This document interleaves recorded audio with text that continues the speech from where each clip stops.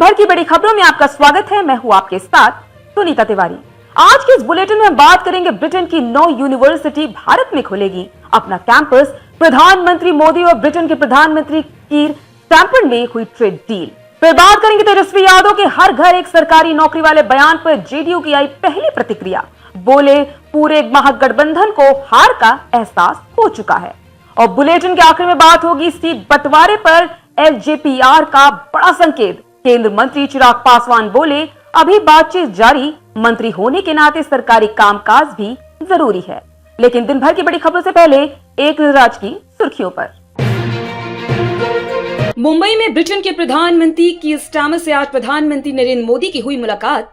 PM Modi बोले Bharat Britain साझेदारी में नई ऊर्जा आई है। झांसी में मुख्यमंत्री योगी आदित्यनाथ ने मिनी स्टेडियम की सौगात देते हुए दी दीपावली की शुभकामनाएं। तालिबान सरकार के विदेश मंत्री मौलवी आमिर खान मुत्ताकी पहली बार भारत पहुंचे, 7 दिन यहीं रहेंगे। विदेश मंत्री अजय शंकर और एनएसए अजीत डोभाल से मुलाकात भी करेंगे। प्रशांत किशोर की पार्टी जनसुराज ने आज जारी की उम्मीदवारों की लिस्ट। 51 प्रत्याशियों के नाम का किया ऐलान। तेजस्वी यादव ने किया हर घर सरकारी नौकरी का वादा, कहा सरकार बनते ही 20 दिनों में मनाएंगे अधिनियम। गोवा में कांग्रेस के साथ गठबंधन से आम आदमी पार्टी का इनकार, दल बदल की चिंताओं के चलते लिया गया फैसला। भाजपा सांसद खगेन मुर्मू पर हमले की एनआईए जांच की मांग को लेकर हाईकोर्ट में याचिका। बीजेपी बोली ममता की उल्टी गिनती अब हुई शुरू। मध्य प्रदेश में 20 बच्चों की मौत के लिए जिम्मेदार जहरीले कोल्ड ड्रिफ्ट कफ सिरप मामले में नया मोड़। तमिलनाडु में 14 साल तक कोल्ड ड्रिफ्ट सिरप के नाम पर बनता रहा जहर। 364 गंभीर उल्लंघनों की हुई पुष्टि। दिल्ली एनसीआर में ठंड ने दी दस्तक, 12 राज्यों में होगी बारिश, पहाड़ों पर हुई बर्फबारी। बिहार विधानसभा चुनाव के लिए सुरक्षा के कड़े बंदोबस्त, तैनात होंगे 4 लाख से ज्यादा सुरक्षा कर्मी।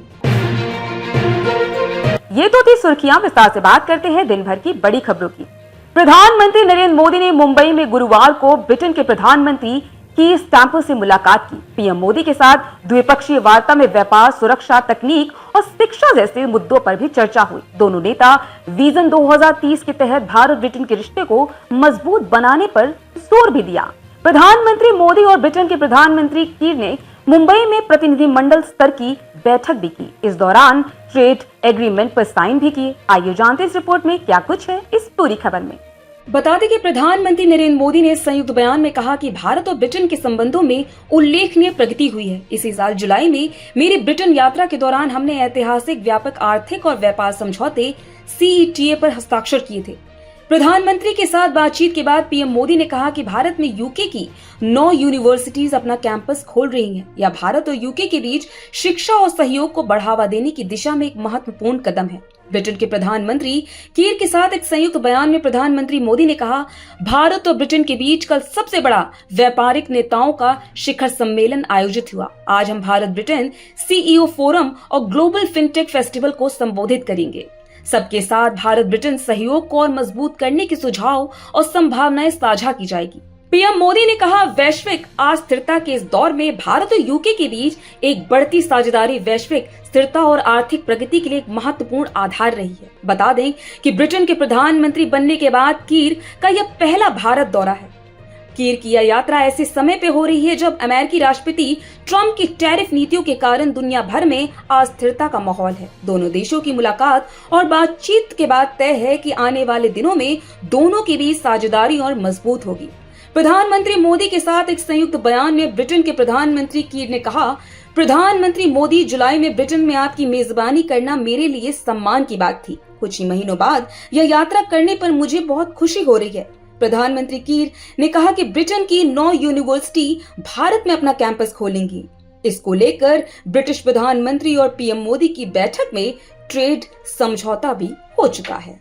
नेता प्रतिपक्ष तेजस्वी यादव ने गुरुवार 9 अक्टूबर 2025 यानी आज पटना में प्रेस कॉन्फ्रेंस कर ऐलान किया कि चुनाव के बाद महागठबंधन की सरकार बनती है तो हर घर में एक सरकारी नौकरी की वो व्यवस्था करेंगे। इस पर अब सीएम नीतीश कुमार की पार्टी जेडीयू की ओर से प्रतिक्रिया दी गई है। आइए जानते रिपोर्ट में क्या है पूरा मामला।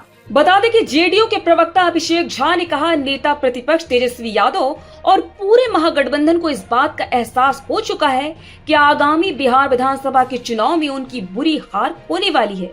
वो जिन बातों का दावा करते हैं उससे पहले ही नीतीश कुमार जी जनता तक लाभ पहुंचा देते हैं। इतनी जन कल्याणकारी योजनाएं नीतीश कुमार जी ने जनता को समर्पित की है कि पूरे बिहार में एनडीए के कुनबे को लेकर जबरदस्त उत्साह है। इसलिए तेजस्वी यादव कह रहे हैं कि हर घर में यानी हर एक व्यक्ति को वो नौकरी देंगे। दरअसल तेजस्वी यादव ने मौजूदा सरकार पर हमला करते हुए एक्स पर लिखा था, आर्थिक न्याय के तहत आज हमने एक ऐतिहासिक और युगांतकारी घोषणा की है। बिहार के जिस भी परिवार में सरकारी नौकरी नहीं है, ऐसे परिवारों को एक नया अधिनियम बनाकर अनिवार्य रूप से नौकरी मिलेगी। इसी के पलटवार में जेडीयू के प्रवक्ता अभिषेक झा ने आगे कहा, हम एक ही बात कहना चाहेंगे कि बिहार के लोगों ने पहले ही आपकी नौकरी के बदले जमीन के मॉडल को रिजेक्ट कर दिया है। किसी के घर की कोई लोग आपसे नौकरी के बदले जमीन देना नहीं चाहेगा। बिहार विधानसभा चुनाव को लेकर सीटों के बंटवारे को लेकर जारी खींचतान के बीच लोक जनशक्ति पार्टी रामविलास के अध्यक्ष और केंद्र मंत्री चिराग पासवान ने बड़ा संकेत देते हुए कहा, जब तक वो मंत्री है उनके पास मंत्रालय की भी जिम्मेदारी है और इसी सिलसिले में वो दिल्ली आए हैं। आइए जानते इस रिपोर्ट में क्या है केंद्र मंत्री चिराग पासवान का वो संकेत।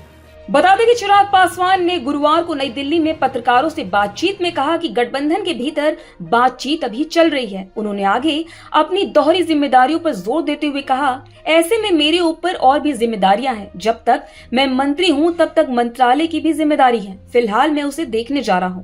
उनके इस बयान से स्पष्ट होता है कि वह सीट बंटवारे की चर्चाओं के साथ साथ अपने सरकारी कामकाज पर भी ध्यान दे रहे हैं। उधर सीटों के बंटवारे को अंतिम रूप देने के लिए एनडीए के वरिष्ठ नेताओं की अलग अलग बैठकों का सिलसिला निरंतर जारी है। इसी क्रम में लोजपा प्रमुख चिराग पासवान को मनाने के लिए भाजपा के वरिष्ठ नेता नित्यानंद राय और धर्मेंद्र प्रधान को जिम्मेदारी सौंपी गई है। वहीं टिकट बंटवारे से जुड़े सवाल पर चिराग पासवान ने कहा, इस पर बातचीत चल रही है। बता दें कि चिराग पासवान एनडीए में ज्यादा से सीट लेने की कोशिश में पूरा प्रेशर क्रिएट कर रहे हैं। हालांकि चिराग पासवान के चाचा और राष्ट्रीय लोक जनशक्ति पार्टी के प्रमुख पशुपति कुमार पारस भी अब उनके लिए एक चुनौती बनते जा रहे हैं। उन्होंने कहा कि उनकी पार्टी उन सभी निर्वाचन क्षेत्रों में उम्मीदवार उतारेगी जहां उनके भतीजे की पार्टी लोक जनशक्ति पार्टी चुनाव लड़ेगी। आरएलजेपी प्रमुख ने यह घोषणा पार्टी की संसदीय बोर्ड की बैठक में की। पारस ने पिछले वर्ष केंद्रीय मंत्रिपरिषद से तब इस्तीफा दिया था जब भारतीय जनता पार्टी ने 2024 के लोकसभा चुनाव में चिराग को साथ लेने का निर्णय किया था। तो आज इस बुलेटिन में इतना ही। आप देखते रहिए दिल लोकसभा।